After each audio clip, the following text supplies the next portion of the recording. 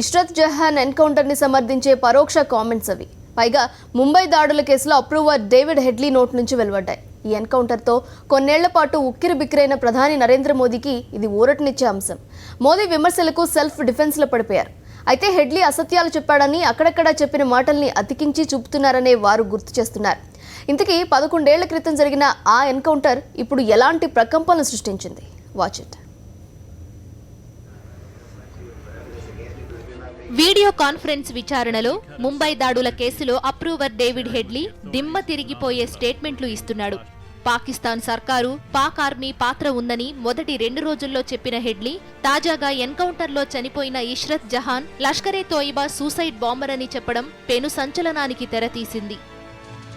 దాంతో ఇన్నాళ్లు గుజరాత్ పోలీసులు ఇష్రత్ జహాన్ ను ఫేక్ ఎన్కౌంటర్ చేశారంటూ ప్రతిపక్షాలు చేస్తున్న ఆరోపణలు పసలేనివిగా మారాయి.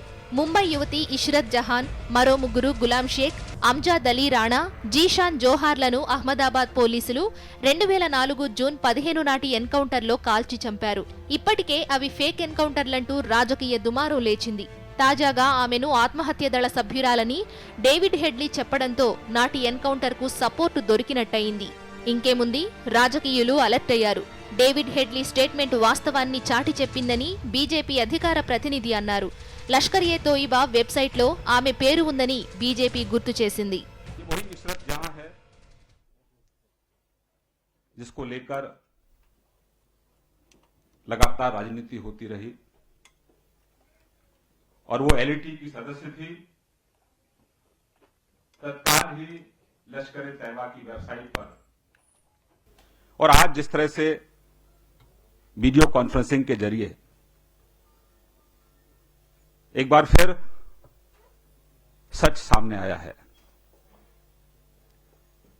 और एक ऐसा सच है जिससे स्पष्ट होता है कि कांग्रेस पार्टी ने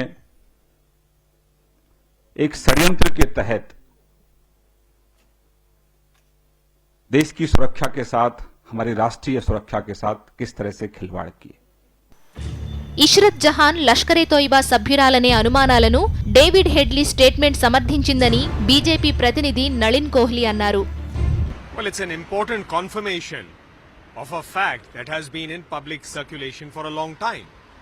In fact, David Coleman Headley, or Daud Gilani as he was originally known, had pointed towards Ishrat Jahan way back in the 2013, if I recall correctly.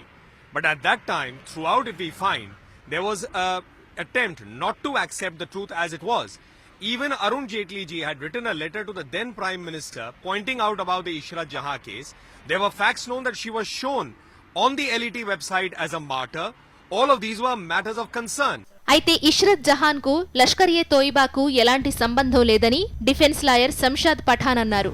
అమాయకులను బలిగొన్నారని గతంలో సిబిఐ విచారణలో సైతం వెల్లడైందని ఆయన చెప్పారు. सीबीआई ने जब इन्वेस्टिगेशन किया तब 1 डजन से ज्यादा पुलिस अधिकारियों ने, जिसके अंदर 164 के निवेदन मजिस्ट्रेट के सामने दिए हैं, और उन्होंने ये कहा, कहीं पे भी ये नहीं कहा कि इशरत या उसके साथ का कोई भी इंसान आतंकवादी था. उन्होंने ये कहा कि गुजरात सरकार और गुजरात सरकार के पुलिस अधिकारियों ने इन 4 निर्दोष लोगों को गलत तरीके से मारा है, और जिसमें सीधे तौर पर उन्होंने गुजरात सरकार के आला उस समय के और केंद्र सरकार के इस समय के भाजपा के उच्च नेताओं की तरफ आरोप लगाए हैं. డేవిడ్ హెడ్లీతో వీడియో కాన్ఫరెన్స్ లో ఎక్కడా ఇష్రత్ జహాన్ లష్కరే తోయిబా సూసైడ్ బాంబర్ అని చెప్పలేదని ఇష్రత్ జహాన్ ఫ్యామిలీ లాయర్ వృందా గ్రోవర్ అన్నారు.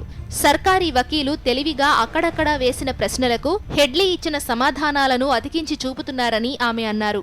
వీడియో కాన్ఫరెన్స్ ఎలా సాగిందో ఆమె ఈ సందర్భంగా గుర్తు చేశారు. उन्होंने पूछा, ये मैं आपको कोर्ट के सवालों बता रही हूँ पढ़ के. उनसे सबसे पहले पूछा गया कि क्या लश्कर-ए-तोयबा में कोई विमेन विंग है, तो हेडली ने कहा हाँ. उन्होंने बोला कि उसका हेड कौन है. हेडली ने कहा उनकी हेड है अबू ऐमान की माँ. फिर उनसे पूछा गया कि क्या लश्कर-ए-तोयबा में कोई महिला सुसाइड बॉम्बर है, औरत सुसाइड बॉम्बर्स है. उन्होंने कहा नहीं, मुझे नहीं मालूम, ये हेडली का बयान मैं पढ़ रही हूँ आप. तो सरकारी वकील एक बहुत अद्भुत काम करते हैं. आप सबने अमिताभ बच्चन का करोड़पति शो देखा है, उसमें हमें ऑप्शंस दिए जाते हैं. यहाँ पे भी कोर्ट में पहली बार मैंने देखा ऑप्शंस दिए हैं. उनको 3 नाम बताए गए कि मैं आपको 3 नाम बताता हूं, आप इसमें से बताइए कौन होगी. तो उनको नाम दिए गए नूर बेगम, इशरत जहां और मुमताज. उन्होंने उसमें से इशरत जहां का नाम लिया. ये क्या एविडेंस है? ये गवाही हो रही है? ये क्या हो रहा है हिंदुस्तान की अदालत में आज? మొత్తం మీద డేవిడ్ హెడ్లీ అప్రూవర్గా మారిన నేపథ్యంలో స్వరం మార్చాడా, వీడియో కాన్ఫరెన్స్లో అసత్యాలను చెబుతున్నాడా అనేది కాలమే తేల్చాలి. నేషనల్ డెస్క్, సాక్షి న్యూస్.